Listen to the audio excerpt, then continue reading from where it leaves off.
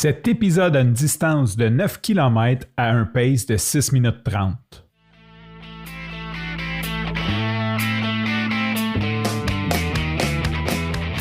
Après 4 ans d'absence, je suis de retour avec Coach Bill pour la saison 2 du podcast Coureur.eu. Dans cette saison, on veut rendre accessible le monde de la course à pied par des discussions entre nous et divers acteurs du milieu. Notre mission, vous accompagner à vous remettre en forme grâce à la course à pied.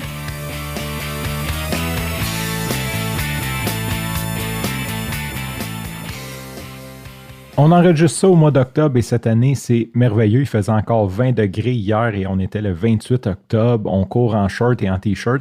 Ce qu'on réalise peut-être pas, c'est que l'hiver est à nos portes et d'ici quelques jours, il va commencer à faire froid et il va falloir penser à courir l'hiver. C'est en plein le sujet qu'on va parler aujourd'hui, les différentes techniques, comment s'habiller, comment penser le mindset. Qu'est-ce qu'on fait pendant l'hiver quand on est un coureur? Bonjour, Coach Bill. Hey, bonjour, mon coach préféré. Oh, coach préféré, ça j'aime ça. C'est mon nouveau nom, je vais le changer sur le site web. T'as plus de nom, c'est coach préféré. Coach préféré, yes sir. Avant d'y aller avec le sujet, on a quelques petits trucs qu'on veut discuter du chit-chat de début de podcast.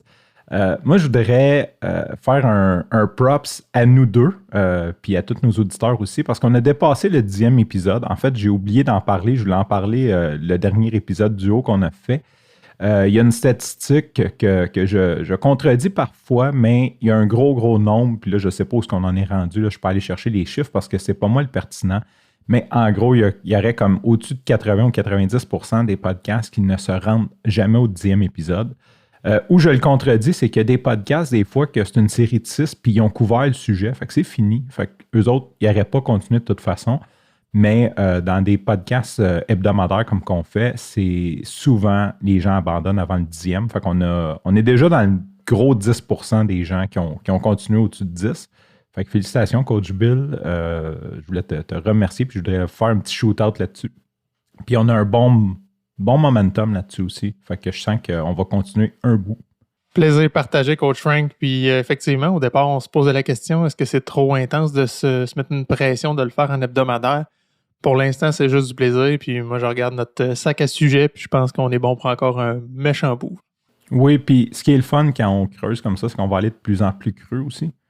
Mais que notre sac à sujet soit épuisé, on va comme aller chercher d'autres angles, d'autres sujets qu'on n'avait peut-être pas pensé au début. Puis ça me fait penser que vos idées de sujets sont toujours bienvenues, soit coureur.io, il y a un formulaire de contact, sinon via le Messenger de la page Facebook. Shootez-nous-les vos sujets. On est toujours intéressé à savoir qu'est-ce qui vous intéresse, puis on pourra les creuser pour vous, puis trouver peut-être même un invité pertinent.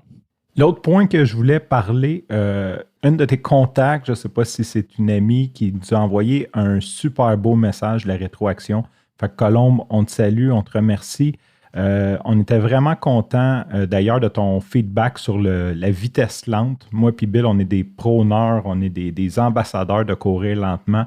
Et tu disais justement que c'était peut-être pas assez véhiculé, que les gens ont des fausses croyances que s'ils ne courent pas assez vite, ils ne s'amélioreront pas, qu'ils risquent de se blesser en courant lentement. Je ne sais pas de où vient cette croyance-là. Bref, Colombe, merci beaucoup. Merci de ton partage aussi, de repartager les publications. C'est vraiment apprécié. Sinon, Bill, la question la plus importante de tout l'épisode, as-tu couru cette semaine? Oui, monsieur, j'ai couru. Puis cette semaine, on a fait un épisode sur courir en voyage. Ben, je l'ai appliqué. Cette semaine, j'étais en voyage d'affaires, puis j'étais à Valleyfield. Puis évidemment, j'étais allé courir. Là. Je pense que j'étais là comme 2 jours et demi. J'ai réussi à me rentrer 2 courses. Fait que j'ai visité la ville sous 2 angles. Une fois fin de journée, là, juste avant le souper. J'étais allé faire un petit tour au bord de l'eau. Super sharp. J'ai vu plusieurs marinas. J'allais dire plusieurs marinas dans ce coin-là, avec toutes sortes de bateaux. Ça, c'était cool. Puis, je suis allé un matin très tôt où j'avais peut-être un petit peu sous-estimé le facteur noirceur, mais quand même, là, j'étais dans des rues où c'était bien. D'ailleurs, il y a une espèce de canal là, où il y avait plusieurs petits ponts, dont quelques-uns qui étaient éclairés. C'était vraiment magnifique. Donc, j'ai eu pas mal de fun. Ça a été du plaisir pour moi. Puis souvent, en fin de journée, ça m'a libéré l'esprit. Puis l'autre, en début de journée, après 2 jours de conférence, là, ça a mieux parti, disons, la 3e journée. C'était très libérateur. Toi, Coach Frank, as-tu couru? Bien sûr que j'ai couru, mais avant, je voudrais juste spécifier que Ça a l'air d'être un thème récurrent, l'éclairage chez toi. Pour vrai, j'en ai déjà parlé.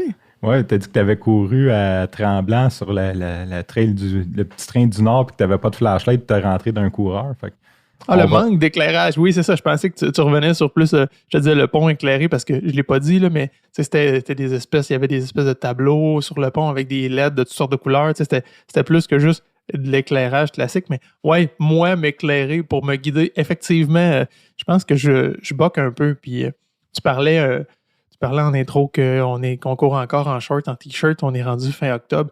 Moi, je suis sûr là, que je garde mes shorts le plus tard possible pour. Je suis dans le déni. Là. Je retiens l'été, disons. Je me dis, si je mets mes shorts, c'est encore l'été, puis je peux garder un peu de température avec moi. Il vient un point où on en discutera justement dans l'épisode présent, mais il faut que je me rende à l'évidence. Tu vois, moi, je suis le contraire. Je suis vite à. Je pense que tu as posté justement sur Strava que Kevin était déjà en leggings. Là. Je les ai pas mis encore, mais je suis vite à mettre les leggings. Mais par contre, au printemps, au mois d'avril, quand il fait 4, genre, je suis comme le premier en short. Je vais rejoindre des jumps, ils sont comme, qu'est-ce que tu fais en short? Je suis comme, l'été s'en vient, gars. Le party est commencé. Fait que moi, je le retiens en fin de saison, l'été, puis toi, tu l'attires au début de la saison pour qu'il sorte au plus vite. Exactement. C'est pour ça qu'on est une équipe. Oui, c'est bon. Fait que ta course cette semaine, c'était quoi? Ah, ça s'est super bien passé. Je suis en off-season. Je ne sais pas si on dit. Dis-tu le bon mot, toi, qui est pertinent? Je parle toujours de périodicité, dans le sens que je suis en break présentement. Mais en fait, la périodicité inclut la montée et la descente. Là, fait que je suis plus côté off-season. J'ai parlé à mon coach cette semaine parce que justement, j'ai dit je fais quoi? What's next? Parce que je voulais pas. C'est la première fois que je me rends au marathon. Fait que là, je veux pas perdre. D'habitude, il me disait comme cours 3 fois semaine, 7 km. Fait que là, je l'ai appelé pour savoir est-ce que j'en fais trop, est-ce que j'en fais pas assez, c'est quoi le guideline. Il a été super précis. Il m'a dit entre 12 et 60 km. Fait que j'ai fait OK, c'est quand même un bon range. T'as de la marge? Oui, j'ai de la marge un petit peu. Fait que, bref, en gros, il m'a dit minimum 2 fois 6 km. Sinon, il dit il n'y a pas de maximum. Il dit essaye de pas en faire. Il dit je veux que tu sois rouillé en janvier, mais que tu recommences parce que j'ai dit que je voulais courir Ottawa, le marathon. Fait que, en gros, c'est ça. Fait que je pense que j'ai un petit peu dépassé. Pas dépassé, mais j'ai fait un 40 km cette semaine, dont un 24 avec une amie hier au Mont-Royal. C'était super agréable. Je suis content, j'ai bien recouvert de mon marathon. J'ai un petit truc au genou, mais ça va passer avec le temps. Je rebondis sur ce que tu viens de dire. Tu as parlé d'off-season, puis ça nous amène sur notre sujet principal, sur courir l'hiver. Est-ce que, je me pose la question, est-ce qu'on est obligé d'avoir un off-season? Est-ce que c'est pertinent? Est-ce que c'est nécessaire? Puis je me ramène aux objectifs. C'est quoi vos objectifs de coureur? Je prends mon exemple à moi. Moi, j'aime courir pour mon bien-être. Je ne suis pas nécessairement dans la performance. Je ne dis pas qu'à certains moments, là, je vais me pousser un petit peu plus, je vais avoir du plaisir dans un événement organisé, sur un 5, un 10, je vais dire, OK, good, je me gâte aujourd'hui puis je pousse. Mais le plus clair de mes entraînements ne sont pas nécessairement structurés en vue d'une performance, mais plutôt dans vraiment un mode de vie de courir fréquemment. Je reprends ce que tu as dit. Entre 12 et 60 km par semaine, j'ai de la marge, mais je sors souvent, je ne me pousse pas tout le temps, mais c'est vraiment ancré comme un mode de vie. Fait que c'est sûr qu'à mon premier hiver, je me suis posé la question, mon premier hiver de course, qu'est-ce que je fais? Est-ce que je cours dehors? Est-ce que j'ose ça? Il va faire froid. Moi, j'avais juste couru l'été. Est-ce que je m'achète un tapis de course? Est-ce que j'arrête puis je reprends au printemps? Honnêtement, je vous dirais que c'est tous des choix qui sont valides. Fait qu'il faut voir qu'est-ce qui vous attire, qu'est-ce que vous voulez faire, puis c'est quoi justement, comme Frank a dit, votre périodicité. Est-ce que c'est de faire peut-être même un autre sport l'hiver, faire d'autres choses, de jouer au hockey tout l'hiver, vous pouvez slacker à la course, puis reprendre ça peut-être un peu plus tard au printemps. Moi, dans mon cas, ça a été la question pour le tapis. Honnêtement, je me suis dit, je vais l'essayer dehors, puis des tapis, ils vont en vendre encore en janvier. Si jamais je change d'idée, puis que je vois que c'est complètement non viable. Et finalement, jamais j'ai changé, j'ai resté dehors. L'air de l'extérieur, le plaisir de sortir, l'aération de tout le corps, là, la fraîcheur que ça amène, pour moi, ça a été vraiment révélateur. Puis j'ai conservé ça après ça dans toutes mes années de course. Sur tapis, je pense que j'ai 8 km dans mon expérience de coureur sur 10 ans sur tapis. J'ai toujours été dehors. Ben, c'est pas mal cool parce que moi, j'avais fait l'expérience du gym, en fait. C'est un peu comme ça. Et je suis allé proche de chez moi, il y a le stade olympique, les installations olympiques. C'est un très, très beau gym. C'est vraiment propre, c'est cool au bout. C'est super cher. Ça m'a comme coûté, je sais pas, là, parce que le stationnement a payé. Un affaire comme 600-700 $. J'étais allé 2 semaines sur le tapis, puis j'ai dit, OK, c'est fucking plate. J'aime mieux risquer de tomber, puis de geler, puis de pogner le rhume dehors que de continuer à courir sur un tapis. Puis, je voulais revenir aussi sur faire d'autres choses. Je vais profiter du 2 mois que j'ai de off-season pour courir peut-être 3-4 fois semaine et intégrer du gym. Fait que je veux intégrer les 5 mouvements. Je vais aller voir un entraîneur privé puis je veux apprendre les 5 mouvements qu'Alex Busque nous a dit qu'il était important d'apprendre dans la musculation. Fait que je vais en profiter pour vraiment bien apprendre mes mouvements de musculation pour par la suite les intégrer en janvier quand je vais recommencer ma saison officielle. Tu nommes ton off-season comme étant une réduction de ton volume de course, que tu dis que tu veux courir 2-3 fois semaine. Il y en a pour qui c'est ne court pas du tout aussi. Puis ça peut être valide, ça peut être viable, là. Ça dépend vraiment de votre objectif. Nous deux, on est à peu près dans la même vibe. On dit, on court pour maintenir minimalement nos acquis, puis repartir après ça sur une nouvelle base. Pas perdre évidemment tout ce qu'on a pu gagner dans cette année de course-là, puis repartir au printemps avec nos nouveaux objectifs de course. Essentiellement, mettons qu'on va un petit peu plus dans le concret du sujet. Là, on va vous parler un petit peu plus d'habillement, des techniques, de la performance, etc. Mais premièrement, je saute dans l'habillement parce que je pense que c'est ce qui est plus déstabilisant pour tout le monde, de dire est-ce que je vais avoir froid? Est-ce que je vais avoir, même peut-être qu'il y en a qui se posent la question, je vais avoir trop chaud? Parce que partir, mettons, je prends mon manteau de ski pour courir, là, je vous annonce que vous n'aurez pas de plaisir. Là. Clairement. Avoir trop chaud, c'est vraiment désagréable l'hiver, d'ailleurs. Je pense que c'est pire que de geler pour vrai en course, d'avoir trop chaud. Parce qu'après ça, on tombe dans une espèce de cycle de j'ai trop chaud, je me dézippe, je t'ensoire en dessous, là, ça gèle encore plus. C'est terrible. C'est terrible. Tout ça pour dire que vous êtes mieux de partir et d'avoir un peu froid. Parce que la température va s'élever quand même assez rapidement. Le truc que je donne à tout le monde puis que j'utilise pour moi-même aussi, c'est de se projeter comme s'il faisait 10 à 12 degrés plus chaud dehors. Je prends un exemple, il fait 0, mais comment vous vous habilleriez pour faire une activité plutôt statique dehors s'il faisait 12 degrés? Ou s'il fait moins 20, on s'habille comme s'il faisait moins 10 pour faire une activité dehors sans être en cardio, là, sans être à l'effort. Ça, généralement, ça marche plutôt bien. Ce qui fait que quand vous allez sortir dehors, le temps que vous partiez, que vous échauffez, oui, vous allez avoir un petit frisson, vous allez geler, vous allez avoir peur d'avoir froid pendant votre course. Je vous garantis que ça n'arrivera pas parce qu'une fois que vous êtes en action, la température interne élève de façon importante puis vous allez atteindre un niveau là, vraiment de confort assez intéressant si vous respectez cette règle-là. Évidemment, il y a beaucoup d'essais-erreurs. La première année, c'est pire parce qu'on ne sait pas, on n'a aucune référence, on essaye des choses, on fait des erreurs, on apprend. Mais je vous dirais que année après année, quand l'automne puis l'hiver revient, on se repose les mêmes questions. C'est sûr qu'on retrouve nos marques plus rapidement, par exemple, parce qu'on a de l'expérience, mais on dirait qu'on en oublie quand même une bonne partie de l'été là, où on ne sait plus comment s'habiller. Mais au lieu de durer 1 mois, l'adaptation, ça va durer 2-3 courses. Vous dites, OK, ouais, c'est vrai, je ne m'habillerai pas trop, je vais en mettre un peu moins, puis on retrouve nos habitudes, là, ce qu'on avait découvert dans nos saisons précédentes. Moi, je veux briser toute la pertinence que tu dis là parce que j'ai un fantasme depuis à peu près 5 ans, je dirais, de faire un podcast quotidien sur la météo du coureur. Parce que le maudit 10 degrés de différence, il marche puis il marche pas. OK? Fait que je vais m'expliquer.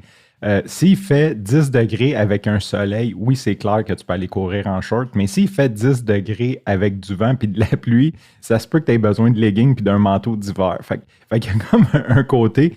Et l'hiver, Météo Média est comme la pire affaire parce que c'est écrit, mettons, -6, ressenti -12, tu sors dehors, t'es bien. Puis le lendemain, c'est écrit -1, ressenti -3, tu sors, tu gèles. J'essaie de comprendre le ressenti, comment il est calculé, mais il n'est pas calculé pour des coureurs, définitivement. Et c'est peut-être un point que j'aimerais amener, c'est que à force de courir puis d'être souvent à l'extérieur, on, on réalise comment que la météo, je pense qu'il y a comme un côté instinctif qui vient avec de la météo, de comment que ça va. Puis on réalise aussi que même si, comme cet été, on a eu un été qui avait beaucoup de pluie, on n'est pas sorti si souvent que ça à la pluie, dans le sens que ça ne veut pas dire que c'est à l'heure que tu vas aller courir qu'il va pleuvoir, que tu as quand même beaucoup plus de beau temps que de mauvais temps overall. Quand tu sors périodiquement comme ça, tu vois que, OK, mais c'est pas si pire que ça, la météo. Ça ne devrait pas être un stop à faire quelque chose. T'as raison. S'il y a eu une période de pluie dans une journée, on dit que c'était une journée de pluie, socialement. Mais effectivement, il y a eu des accalmies dans la journée, puis il y a eu des belles périodes pour sortir courir. Je reviens sur ce que tu disais, il y a une température annoncée par Météo Média, il y a une température ressentie. Ben, généralement, mon plus 10-12, moi, je vais l'appliquer sur le ressenti. C'est souvent celui-là que je regarde, parce que ça va prendre en compte un peu plus, justement, l'humidité, le vent, etc. Ça fait un peu plus de sens. Effectivement, tu as raison. Mais il reste qu'il y a des fuck-up à un moment donné. Tu te dis, voyons, j'ai gelé tout le long, puis pourtant, j'ai fait plus 10. Ça marche pas. Oui, il faisait moins 3, puis j'ai gelé tout le long. J'ai eu plus froid qu'il faisait moins 17, genre. Ça arrive. Non, c'est ça. Shit happens.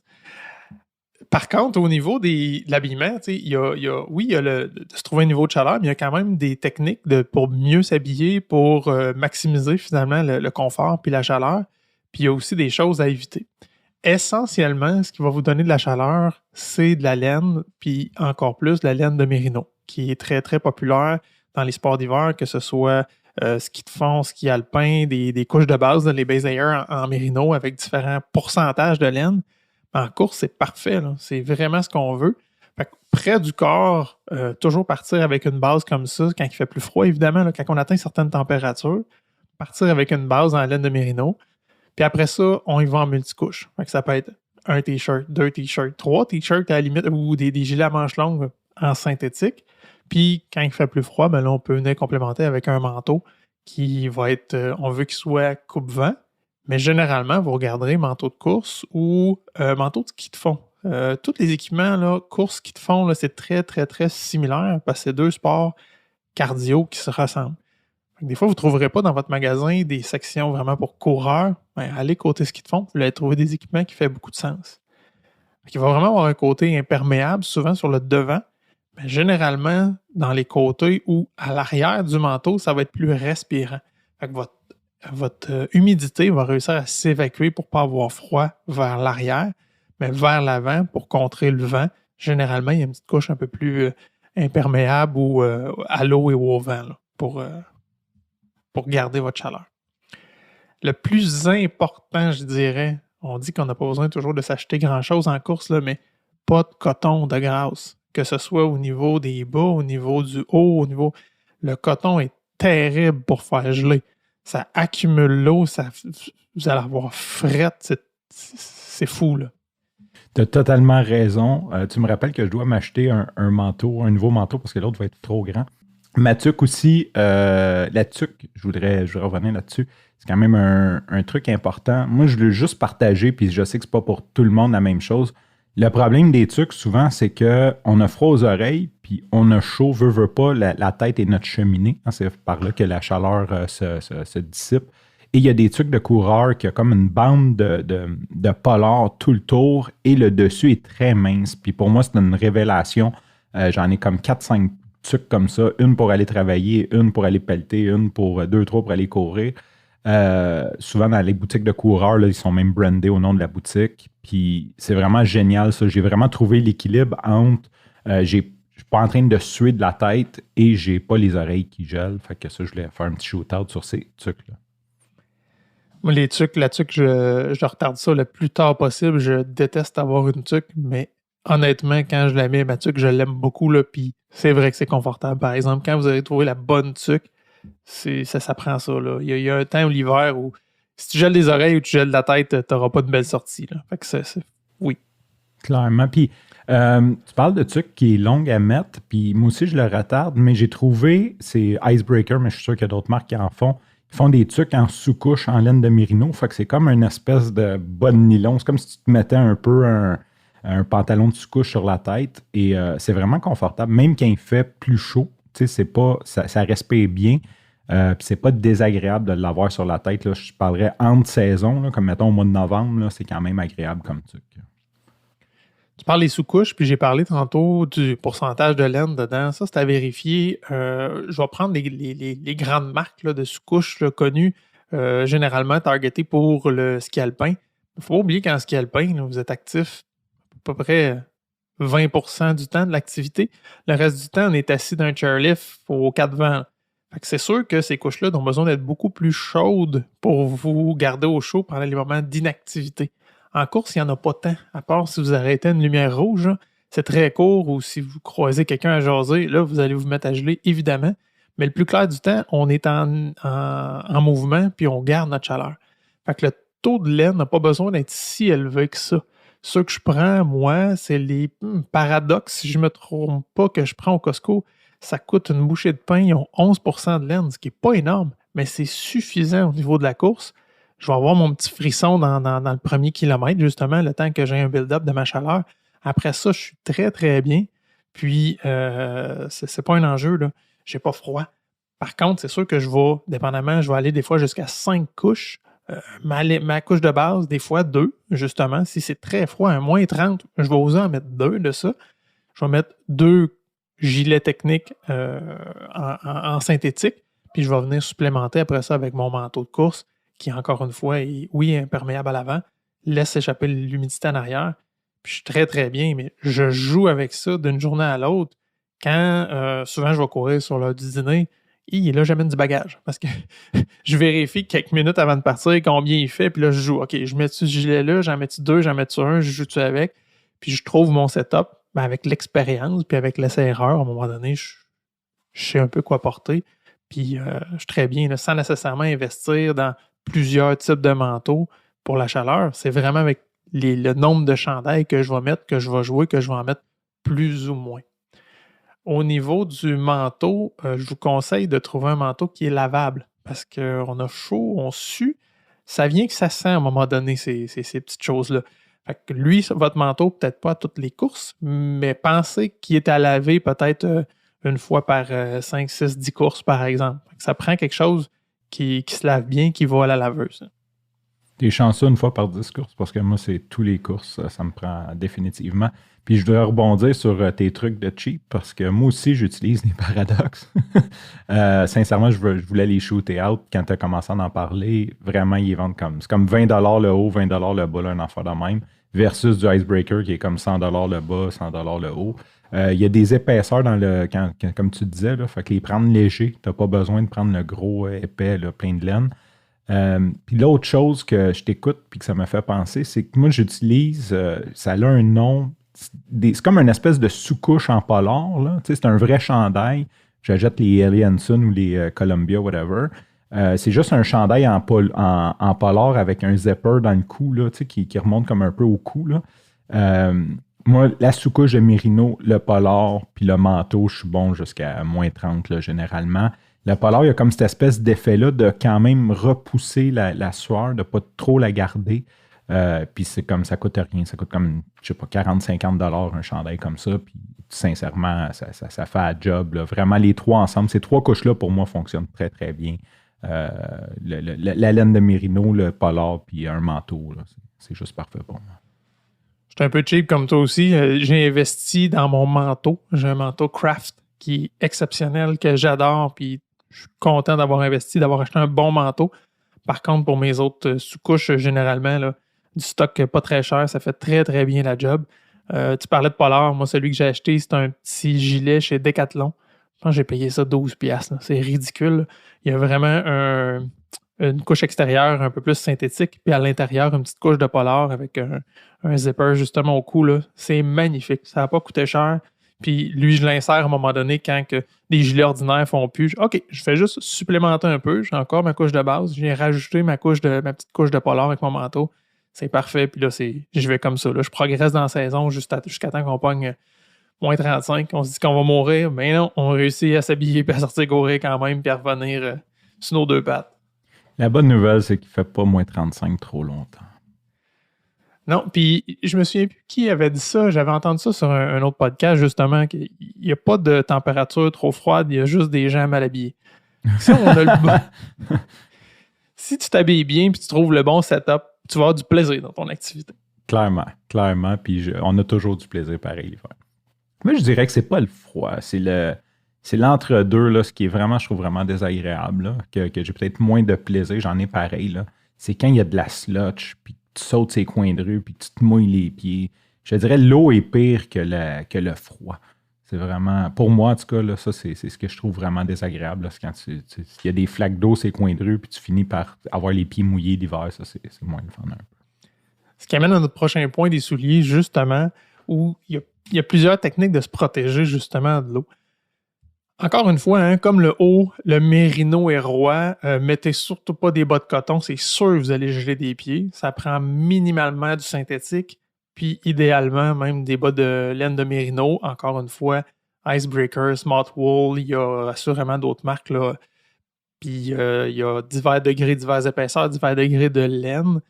Mais la grosse différence, c'est que le bas de laine de mérino, même mouillé, va garder la chaleur. Ça fait un peu l'effet d'un wetsuit, si tu veux. Que oui, il va se mouiller, vous allez avoir le pied trempe. Par contre, il va prendre la chaleur de votre corps, puis vous n'aurez pas froid. Fait qu'il y a le petit quand tu mets le pied dans une grosse flaque, là. Mais après ça, c'est pas long, ça prend une minute, toute la chaleur de votre corps va le réchauffer, puis vous allez être vraiment bien. C'est surprenant à quel point il y a du confort, même si le pied est mouillé. Puis, si vous ne voulez pas avoir le pied trempe, ben il y a quand même d'autres solutions. Il existe des bas imperméables à essayer. Moi, honnêtement, j'en ai acheté une paire, je les ai mis 2 fois, puis je les ai soignés dans le fond du tiroir. Ça me donnait le feeling comme quand j'étais petit cul, puis que ma mère me mettait des sacs d'épicerie en plastique dans mes bottes, là, pour pas avoir froid. Là. Il y a vraiment un côté crunchy là-dedans, parce qu'entre les 2 couches de tissu, il y a vraiment un plastique. Je sais pas trop, je les ai pas défaites pour voir, là. Mais j'aimais pas le feeling. Mais oui, le pied reste au sec. Je suis content de voir que tu viens de la même place que moi. Quand les bottes étaient finies, on mettait des sacs dedans. Ouais. Yeah, ouais. Back in the days. Les enfants n'ont pas connu ça. Non, ça n'existe plus, je pense. Ça. Il n'y a plus de sacs à l'épicerie. Ouais, c'est ça, c'est illégal. Si vous voulez des sacs en plastique ou des pailles, il faut absolument les acheter sur le Darknet parce que sinon, c'est illégal. C'est proscrit partout. L'autre truc de garder le pied au sec, c'est d'aller avec des souliers en Gore-Tex. Il y a un prix à ça. Prenez, mettons, un soulier. La plupart des grands souliers, des grandes marques de souliers ont un modèle maintenant en Gore-Tex. C'est beaucoup plus démocratisé qu'il y a 10 ans où, je me souviens, ma première paire de souliers de course, je avais choisi mes souliers en été, j'avais 18 000 choix. Quand je suis arrivé, j'ai dit, hey, je veux courir en hiver, qu'est-ce que tu me conseilles? Ben voilà, c'est des Salomon Speedcross. OK, il n'y a pas de choix. Non, c'est ça. Oh, OK, super. Fait que toute la belle théorie de faut que tu trouves le soulier confortable pour ton pied, ça n'existe plus. Ben non, c'est des Salomon Speedcross. J'ai détesté mon hiver, puis là, c'est un avis très, très personnel. J'aime le brand Salomon et ces souliers-là, moi, je suis pas capable de courir avec. Heureusement, aujourd'hui, à peu près toutes les grandes marques, là, que ce soit Brooks, Saucony, ils ont presque tous leur modèle d'hiver avec une semelle qui est plus agressive, avec des crampons en plastique, pas nécessairement en métal. Il y en a en métal aussi déjà intégré dans la semelle. Puis, ils ont à peu près tous leur modèle aussi Gore-Tex, où quand vous voyez dans le nom du modèle GTX, généralement, là, c'est parce qu'il y a du Gore-Tex dedans. Entre un soulier sans Gore-Tex et avec Gore-Tex, vous pouvez calculer entre 60 et 100 $ de plus que le modèle régulier pour avoir la membrane de Gore-Tex à l'intérieur. Le Gore-Tex a un super bel effet imperméable pour l'eau et pour le vent, ce qui procure quand même beaucoup de chaleur à votre pied. Et le point très positif du Gore-Tex, c'est qu'il va laisser aussi l'humidité s'évacuer de votre pied. Ça garde vraiment, vraiment beaucoup de chaleur. Cependant, c'est sûr que si vous pilez d'une flaque d'eau de 8 pouces de profond, ben l'eau va rentrer par-dessus votre cheville. Ça n'empêche pas ça. Puis s'il y a de l'eau dedans, il y a trempe, puis l'eau ne se videra pas. Il n'y a pas des drains dans le bas du soulier, là, on s'entend. Mais tant que l'eau ne rentre pas dedans, c'est beaucoup plus chaud, puis votre pied va rester au sec. Moi, mes derniers hivers, j'ai opté pour le Gore-Tex, puis j'en suis vraiment satisfait. Il y en a qui vont trouver que le feeling est un petit peu plus raide, là, parce que la membrane a une certaine rigidité. C'est pas stiff, mais ça donne quand même un petit peu moins de liberté de mouvement. C'est à essayer. Moi, je vous dirais, je trouve pas ça si pire. Puis pour moi qui gèle tout le temps les pieds, un Gore-Tex, un petit bas de mérino, c'est la joie, là. J'ai les pieds au sec, au chaud, puis je suis très, très bien. Moi, je le rebondis là-dessus, Bill. Le Gore-Tex, je suis comme très confus là-dessus parce que oui, c'est vrai que ça l'aide. Là. Je peux pas dire que ça l'aide pas, mais sincèrement, c'est comme. Je trouve que c'est overrated. Là. Ils parlent de ça comme si c'était imperméable. C'est zéro. Ben, pas zéro imperméable, mais c'est imperméable dans les bonnes conditions. Mettons, je vais dire ça comme ça.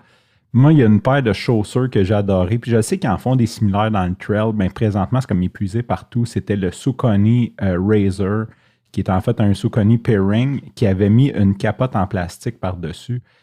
C'était juste mongol, sincèrement. Moi, je suis frileux, là, puis c'était comme courir en pantoufle. Il faisait froid, j'avais froid partout au corps, sauf aux pieds. Puis c'était 100% imperméable. Le downside de ça, c'est que faut vraiment les utiliser quand il fait froid, parce que s'il fait chaud, tu sues beaucoup trop des pieds, tu as beaucoup trop chaud et tu scrap parce que veux pas, ta sueur ne sort pas. Mais je trouvais que c'était une paire qui était vraiment géniale. C'est plate. Je ne sais pas, d'après moi, ils n'en vendaient pas assez de ces paires-là parce qu'ils n'en vendent plus. Justement, le temps que tu en parlais, j'essayais de voir si je ne pouvais pas en trouver une paire à quelque part. Peut-être sur eBay, genre Collector Edition, quelque chose.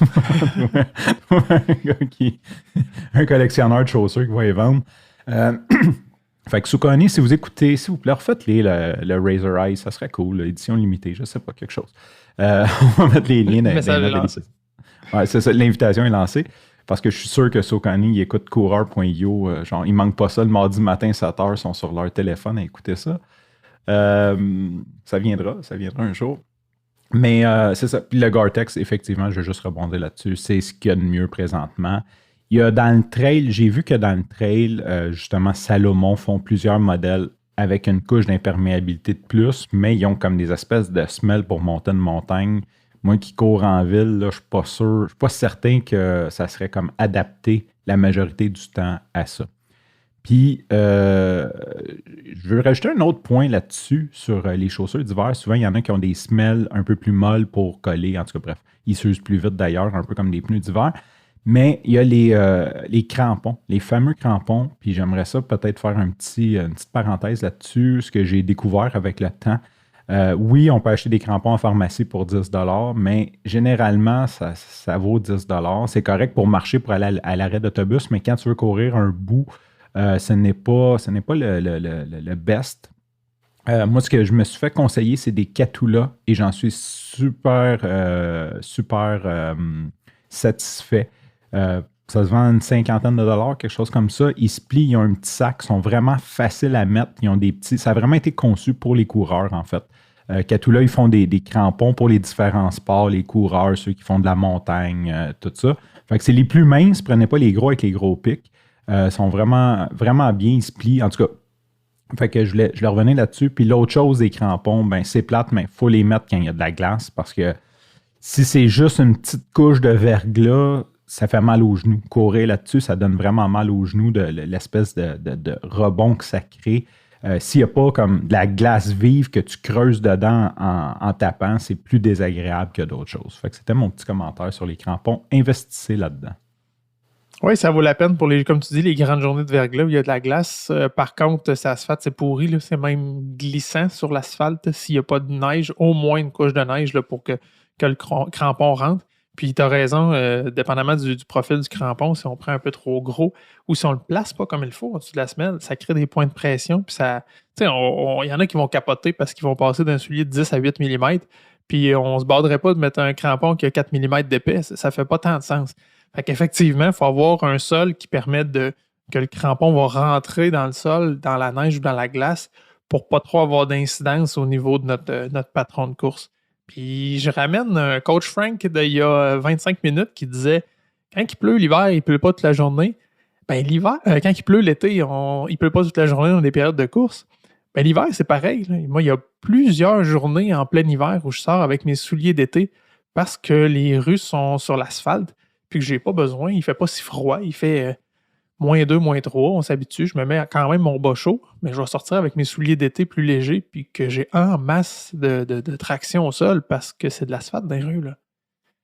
Ensuite, je dirais au niveau des souliers, prévoyez quand même un peu d'espace quand vous les achetez pour pouvoir mettre des gros bas aussi. Parce que si c'est trop serré, vous ne serez pas bien. Puis 2, vous allez avoir froid. Parce que ce qui est isolant, en fait, c'est l'air.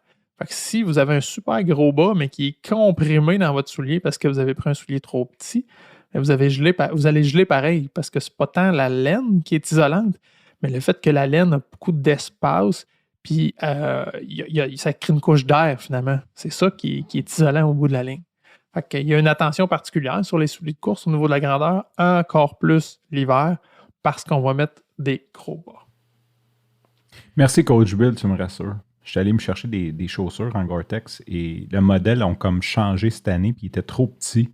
Puis l'autre était trop grand. Le 10 était trop petit, le 10,5 était trop grand. Puis j'ai juste fait comme, OK, je prends pas de décision. J'ai pas mes chaussures d'hiver. J'étais pressé. Bref, je les avais comme... Je connais le modèle, je les avais mis de côté, je voulais juste les payer. Puis finalement, c'était pas le même vendeur que d'habitude. Fait qu'il me dit, essaye-les donc. Puis en les essayant, ils étaient effectivement trop petites. Puis quand j'ai essayé le 10,5, je glissais sur le côté. Fait que j'ai dit, je vais prendre le temps de revenir puis d'essayer d'autres modèles cette année. Désolé, New Balance, vous avez perdu un client cet hiver à cause de votre changement de modèle pour les shooter out. Finalement, moi qui ai dit que toutes tes marques avaient rajouté beaucoup de modèles d'hiver, toi, t'es déception par-dessus déception, c'est ça que j'entends? Mais oui, ils changent les modèles. En tout cas, je ne sais pas pourquoi, parce que le modèle de l'année passée était parfait. Il était parfait. Puis là, je ne sais pas, ils ont dû vouloir l'améliorer. Premièrement, ils ont mis une couleur pas mal plus laide, un noir, au lieu d'avoir une belle couleur flash. Puis, il est plus petit. Fait que, désolé. Ouais, il y a beaucoup de déceptions dans les chaussures d'hiver, mais j'exagère, je trouve toujours quand même chaussures à mon pied. Quand on a passé l'habillement du corps, on n'a peut-être pas parlé beaucoup du bas du corps, là, mais tu as touché tantôt leggings. Fait que oui, il y a des leggings qui sont plus minces, il y a des leggings qui sont doublés avec un polar. Il existe des couches de base en mérino aussi pour le bas. Mais essentiellement, c'est souvent plus du haut qu'on va geler. Oui, il faut s'habiller un petit peu plus chaud en bas, mais les jambes en plus, c'est eux qui sont en action. Les muscles des jambes vont générer beaucoup de chaleur. C'est moins un enjeu, je dirais, que le haut du corps qui est un petit peu plus statique, là, qui a plus tendance à geler. Mais sinon, après ça, on a touché les souliers, les bas. En rafale, j'aimerais juste parler de quelques autres artefacts là, intéressants pour l'hiver. Les gants, c'est sûr que moi qui gèle des mains à rien, là, les gants, même chose. Il existe des sous-couches en mérino que vous pouvez mettre, qui est un gant, mettons, qu'on met dans une mitaine, par exemple. Ça, c'est cool. Il y a des gants qui sont un petit gant, mais avec une petite capote par-dessus pour le mettre un peu en mode mitaine, souvent avec des bandes réfléchissantes, qui peut être pratique. Qui m'amène à l'autre point, l'hiver, il fait noir. On est habitué de courir l'été, que même si on y va tôt avant le travail ou tard le soir, après toutes nos obligations, il fait encore clair. L'hiver, c'est pas le cas. Fait que oui, Coach Bill, faut pas que j'oublie ma lampe frontale, faut que j'y pense. Il y a la lampe frontale, mais il y a aussi d'être visible. Fait que c'est soit d'avoir du réfléchissant sur votre manteau, du réfléchissant. Il y a des bandes, des espèces de bretelles de bandes réfléchissantes, qui est un peu comme travailleur de la voirie, là. Sans être la grosse veste, là, mais il y a des petites bandes qui sont pas obstructives et qui flashent vraiment gros quand les phares de l'auto vont frapper sur vous. Au début, moi, je trouvais ça un peu gênant. Là. Ouais, c'était un peu têteux, là, mettre mes bretelles. Puis après avoir passé proche, me faire rentrer dedans 2 fois par une voiture, je les mets mes bretelles, puis c'est bien correct. Là. Je suis absolument plus gêné. Ma vie vaut plus cher qu'un petit peu d'honneur ou de gêne. De look. De look. Sinon, un truc que je peux vous donner qui a l'air overkill, mais qui est cool dans les tempêtes de neige ou quand ils vendent beaucoup, c'est de prendre des lunettes de ski alpin. C'est vraiment confortable. Game changer. Oh, oui. Encore une fois, c'est le look. Il ne faut pas être gêné puis on les met, mais le beau de la chose, c'est qu'une fois que vous avez ça d'en face, il n'y a plus personne qui vous reconnaît. Mais l'avantage des lunettes, c'est que ça fait un gros pare-brise en avant. Vous n'aurez pas froid aux yeux. Vous n'aurez pas de vent dans les yeux. Puis c'est ventilé tout le tour, fait que généralement, ça ne bue pas comme juste mettre une lunette de soleil qui protégerait un petit peu. Mais je suis d'accord avec toi, Coach Frank, c'est un game changer, c'est vraiment confortable. Non, c'est vraiment là, l'hiver, là, quand il fait froid, c'est sûr, j'ai des lunettes de ski d'en face. Puis, je revenais ces gants. On a parlé, je pense qu'on fait un gros shootout à Costco, là, puis justement, je n'ai parlé sur un autre podcast que j'irai plus jamais là de ma vie. Mais ils ont des gants Ed, ils ont comme des petits gants minces, puis généralement, là, je te dirais, pas pour le moins 30, là, mais comme de novembre à décembre, puis de mars à mai, là, Ils font vraiment bien la job, comme pour une vingtaine de dollars. Là. C'est des petits gants, je sais pas trop, c'est synthétique, là. Un peu comme en sous-couche, là, ça fait vraiment une belle job. Fait que je voulais les shooter out là-dessus parce que ça fait plusieurs années que j'ai ça, puis je suis vraiment satisfait de ça. Et je suis très frileux des mains. Fait que c'est pas comme j'ai tendance à geler vite et ils font une très très bonne job. Fait que pas besoin de payer nécessairement très très cher pour ça. On a fait le tour beaucoup des équipements, puis c'est presque exclusivement ce qu'on entend parler quand on entend parler de course d'hiver. C'est habillez-vous comme il faut, achetez-vous les bons souliers, prenez des bons gants.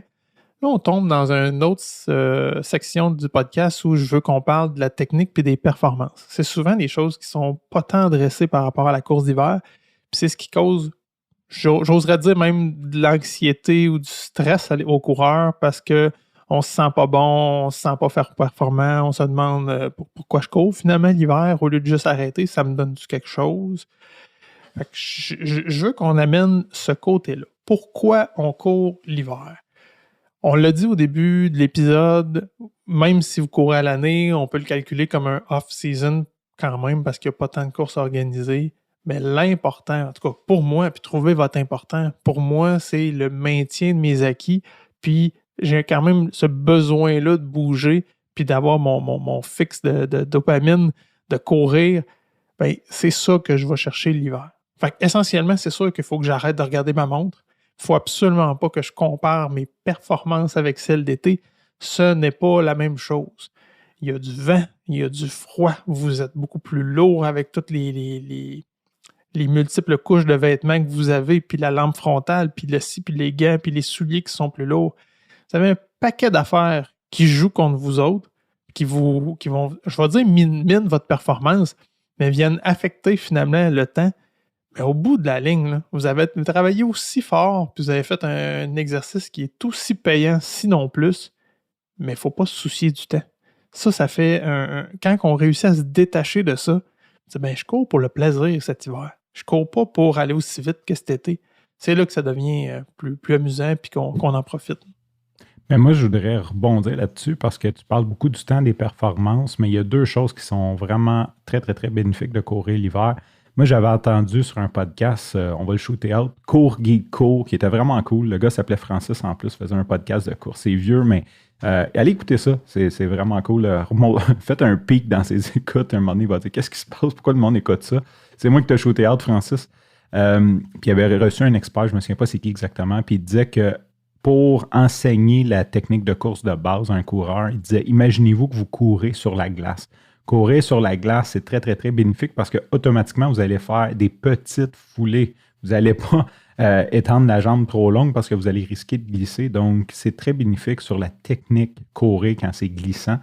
Puis l'autre chose, c'est que quand mars arrive, je dirais 10-15 mars, puis que là, on pogne une journée là, qui fait 7 degrés, que l'asphalte est sec, là, tu voles.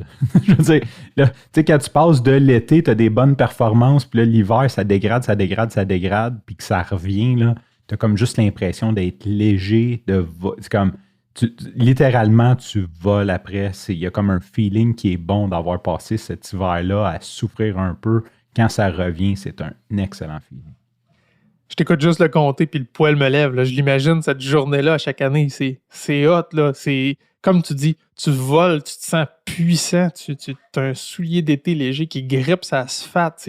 C'est malade. Sérieux, c'est trippant. Puis, j'imagine tout le temps ça en disant, l'hiver, pour moi, c'est un très, très, très long intervalle.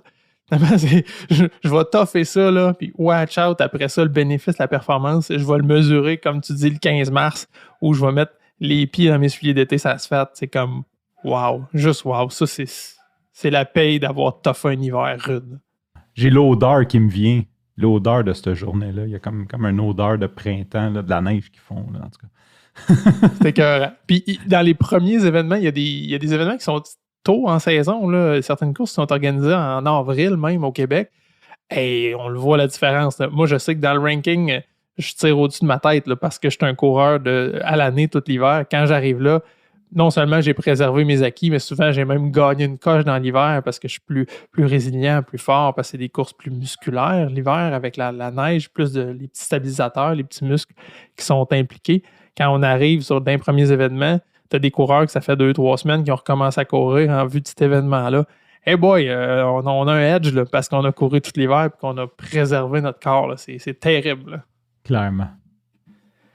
Sinon, ben, au niveau du plan aussi, il faut être flexible et indulgent. Si vous avez une sortie prévue le mercredi matin puis que c'est l'apocalypse dehors, ben, vous avez beaucoup plus de bénéfices à ne pas y aller qu'à y aller puis risquer de se blesser finalement parce que tombe sur la glace ou qu'il n'y a aucun plaisir parce qu'ils vendent de la grêle au 90. Vous n'aurez pas de fun puis vous ne gagnerez rien. Fait que, je vous dirais, si vous avez un coach, parlez-lui. C'est lui qui va être capable de vous adapter le reste de votre plan. Si vous n'en avez pas, ben, gérez-vous. Mais sautez-la à la sortie, déplacez-la un autre jour, plus tard en journée. Mais soyez flexible et surtout indulgent avec vous-même qu'une sortie sautée, c'est pas nécessairement non bénéfique. Puis ça peut être une bonne chose de choisir de ne pas la faire pour pas risquer de vous blesser, par exemple. Ne sous-estimez pas le pelletage, en fait. Parce que des fois, on a une journée de course de prévu au plan, whatever, puis une tempête de neige. Mais pelleter 1 heure, c'est quand même dur sur le corps. Fait que peut-être réduire un peu, ou peut-être mettre la barre un peu moins haute. Si vous aviez un 16 à faire puis que vous avez pelleté 1h30 le matin, peut-être faire un 10, ça peut suffire parce que ça se cumule quand même. Puis souvent, ben, pour ma part, là, quand je pelle, ce n'est pas mes jambes qui travaillent. Fait que généralement, ça me fatigue beaucoup plus que de courir. Puis on entend ça souvent, des histoires de gens qui ont claqué des crises cardiaques en pelletant. Là. C'est très exigeant pelleter, tu as raison. Puis il faut le rentrer dans la balance dans le volume total d'exercice cardio. Ça compte. Autre petit truc que je peux vous donner, c'est au niveau de la respiration. Surtout quand il fait froid et très sec l'hiver, où c'est dur. Puis pour certaines personnes, surtout les asthmatiques, ça va être dur parce que les bronches vont avoir tendance à se refermer naturellement parce que l'air qui pénètre dans les poumons est très froide. Les 2 trucs que je peux vous donner, le premier, c'est d'adopter une respiration nasale. Plutôt que d'aspirer à pleine bouche par le gros tuyau et que ça rende froid au niveau des poumons, mais d'inspirer par le nez. En partant, le chemin est un petit peu plus long. La cavité nasale est un petit peu plus longue que juste la trachée, ce qui fait que l'air commence à se réchauffer puis arrive un peu moins froide au niveau du poumon. Ce qui fait que l'impact sur la contraction des bronches est moins grand. Fait qu'on inspire par le nez et on expire par la bouche. Puis ça, généralement, ça donne des bons résultats jusqu'à un certain niveau. L'autre étape, ce qu'on peut faire, c'est d'utiliser il y a la marque Buff, là, mais il y en a plein, là, des espèces de tubes qui sont un tout petit tissu qu'on peut mettre devant la bouche, le nez. C'est comme un col roulé, pas un col roulé, mais un cache-cou, mais qui est vraiment très, très mince, qu'on peut mettre par-dessus la bouche, le nez. Puis ça crée encore une fois une couche d'air entre l'extérieur puis votre corps. Fait que cet air-là va être un peu plus chaud.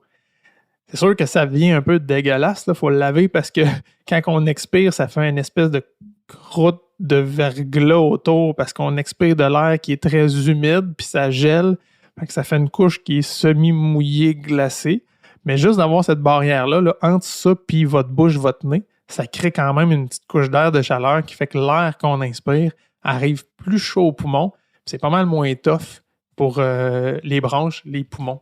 Coach Bill, je pense qu'on a fait un très beau topo. Fait que je ferais juste un petit wrap-up, peut-être les key points à se souvenir sur courir l'hiver. Premièrement, il faut déterminer est-ce qu'on veut courir l'hiver et si oui, quel est notre objectif de toujours le garder en tête? Est-ce que c'est de se maintenir? Est-ce que c'est peut-être de faire du cross, comment ils appellent ça? Cross-training, ça veut dire faire d'autres activités en même temps. Ensuite, l'habillement, on évite le coton. Je pense que s'il y a une chose à se souvenir, on évite le coton. On fait plus 10, plus 12 degrés sur la température ressentie et on s'ajuste, on essaye d'apprendre à prendre des notes, à voir, à un moment donné, ça va venir instinctif. Tu vas regarder dehors, tu vas voir un peu la luminosité, la température ressentie, puis tu vas trouver ton truc, ta formule idéale pour t'habiller. Les chaussures, Gore-Tex qui est imperméable, c'est ce qu'il y a de mieux présentement pour l'hiver, pour les coureurs. Sinon, puis de garder de l'espace pour de l'air. On veut une chaussure plus grande pour bien s'isoler. Les bas, idéalement du mérino, de la laine de mérino. Pas de coton, on évite le coton. En fait, on dit le mérino, mais ça peut être du synthétique aussi. Le synthétique est comme entre le coton puis je dirais le mérino. Bien sûr, c'est le fun, hein, parce que plus qu'on avance, plus qu'on se rend compte que les matériaux nobles comme la laine, le bois, tout ça, c'est encore ce qu'il y a de mieux. Genre. On a beau faire du plastique puis des alliages, ces matériaux-là sont quand même très naturellement très performants. Si on veut, on s'achète des lunettes de ski. On a de l'air un peu nono. Moi, j'ai de l'air d'une grosse mouche parce qu'elles sont comme, en plus, sont comme teintées miroir. Fait que j'ai juste l'air d'une grosse mouche qui court. J'ai envoyé la main à tout le monde, puis le monde a peur l'hiver. Genre. Surtout comme à tôt le matin là, dans le parc, là, le monde est comme pas trop sûr qu'est-ce que je fais là. La technique, on n'oublie pas que nos performances ne seront pas aussi élevées, mais que c'est très bénéfique sur l'apprentissage de la foulée de notre technique. On est indulgent sur notre plan. Hein? On ne se met pas trop de pression. On se rappelle que c'est l'hiver. S'il y a une tempête de verglas, la tempête du siècle, on peut reporter au lendemain. On peut, à la limite, la sauter puis demander à notre coach ou replacer ça comme il faut dans le programme. Aussi, il y a la maladie. Hein? Je pense qu'on n'a pas parlé, mais l'hiver, c'est propice à avoir une gastro, un rhume, une grippe. Ça va arriver que vous allez manquer une semaine d'entraînement pendant l'hiver, probablement. Malheureusement. Je ne vous le souhaite pas, là, ou peut-être pas une semaine, mais quelques entraînements dus à un rhume, une grippe, une COVID, whatever. Et c'est ça. Donc, on baisse nos attentes. C'est pas comme l'été. Mais la bonne nouvelle, c'est que dans 4 mois, jour pour jour, on va être à mi-mars et vous allez être content d'avoir couru tout l'hiver. Vous allez venir faire des likes sur notre podcast parce que vous allez vivre ce 15 mars en chaussures d'été avec un beau soleil et vous allez voler. Seule petite chose que j'ajouterais, c'est au niveau de la sécurité. On le rappelle, il fait noir l'hiver, il fait noir tard le matin, tôt le soir. Lampe frontale, notamment même, et bretelles réfléchissantes ou des vêtements avec des artefacts réfléchissants. Moi, j'aime mieux être beau. T'es beau, tu gèles, tu peux te faire frapper, mais t'es beau. Je suis beau. Non, c'est pas vrai. Je suis super lumineux. Puis d'ailleurs, petit shout-out, si jamais il y a des fabricants, des vendeurs, je trouve qu'on est vraiment poche. Le vélo, c'est beaucoup adapté. Il y a un mouvement qui est genre to get seen, une affaire comme ça.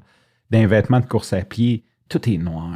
Puis tu sais, oui, il y a un petit peu de réfléchissant, là, mais mettez du jaune fluo. Je vois dans les boutiques, là, il y a très peu de couleurs vives. Des vêtements de coureur. Puis je trouve ça plate parce que le vélo a vraiment une tendance à être vu. Puis, tu sais, j'ai beaucoup de vêtements. Mes pantalons sont noirs, mes manteaux sont noirs. Oui, j'ai des bandes réfléchissantes. Ça reste que faut que la lumière frappe dessus pour que je sois vu. Fait que, en tout cas, petit commentaire. Peut-être qu'un jour, on changera le monde de la course et qu'il y aura des vêtements aux couleurs flamboyantes pour l'hiver. Avec un logo coureur.io qui reluit dans le noir, serait magnifique, ça. Ça serait fou. En LED, genre, comme en néon. Oui. Ça serait kitsch au bout, ça. Ouais. Quand tu tapes dessus, ça joue l'intro du podcast. Serait magnifique. Yes, sir. Oh non, on tient quelque chose. Des vêtements connectés. On passe ça, la brand. On va en faire 2 pour commencer, mettons. Je partirais pas sur une commande de 10 000, là, mais... Prototype. Ben, on en aurait pour un bout. Oui, c'est sûr. On en a 10 000, on en a 5 000 chaque.